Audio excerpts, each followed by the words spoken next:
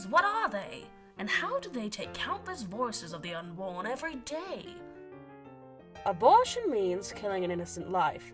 And as we all know, based on hard scientific fact, life begins at conception, and that's when the sperm meets the egg. To show you how evil and immoral abortion really is, let's follow Marianne's journey. Marianne is a 16-year-old girl like any other, but chose to have unprotected sex with her boyfriend before marriage. Now, Marianne thinks she's too young to start a family and that her baby's life has no meaning. So here she is at her local abortionary. Now, Marianne believes that because it is her body, it is her choice to kill her baby. But Marianne doesn't have 2 heads, 4 arms, and 4 legs, does she? That body inside of you is not yours, Mary, but a member of the forever neglected unborn. If you can't afford to raise your baby, then you can't afford to have sex, Mary. You would think that someone paying for their baby's murder could also pay for its upbringing in the world. But not these Satanists! Abortions kill nearly 2,400 babies each day, and nearly 100 babies per hour.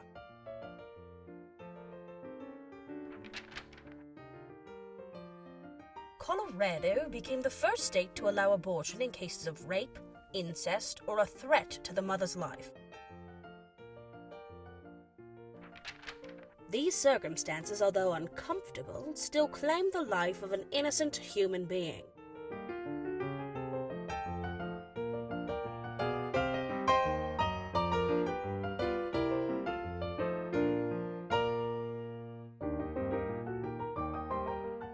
Chemical abortions, also referred to as birth control or contraception, are responsible for terminating the implantation of an already newly created child. A life is conceived during fertilization when the sperm meets the egg in the mother's fallopian tube. But the baby must then travel to the mother's uterus for implantation. If the mother is using birth control, the innocent life will never complete this journey and is killed instantly, without a fighting chance. Statistics say that 14 million chemical abortions occur every year in the United States.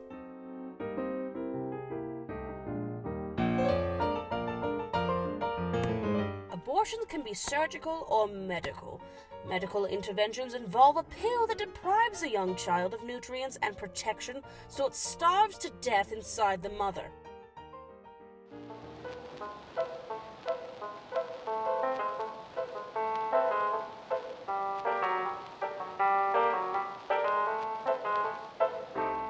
Another type of medical abortion is called salt poisoning, in which the abortionist injects a salt compound into the fluid that surrounds the baby. Once the baby breathes in this poisonous salt, they convulse, become dehydrated, exhibit brain hemorrhages, and are in extreme pain. They take nearly an hour to die, and the mother then births the child later that day. Sounds unnatural, huh? Certain cruel methods of surgical abortion include suction aspiration, where a sharp vacuum is inserted into the womb and used to dismember the baby, while the hose sucks the body parts out into a collection bottle. Sometimes doctors will even rip the limbs from the fetus one by one out of the woman's uterus.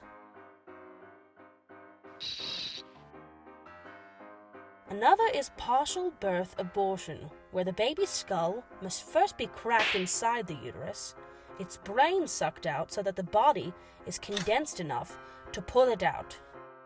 You don't want to go doing that to your baby, do you?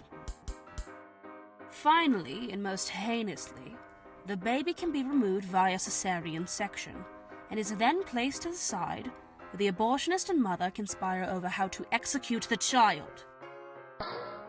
Recently, there have been reports of mothers who have changed their mind after giving birth and nefariously destroy their newly born child's life with the assistance of their doctor. Can we really let these imposters become state-sanctioned murderers?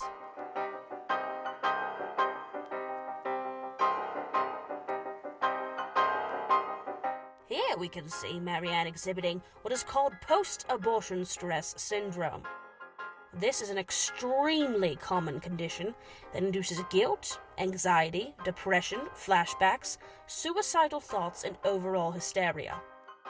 This is the most intense and dramatic effect of abortion, and is the body's natural response to realizing the horrible act you have just committed. Sounds like witchcraft, no less. Now that you have learned and witnessed the horrific effects of abortion, what will you do to prevent the genocide of the lives of the unborn?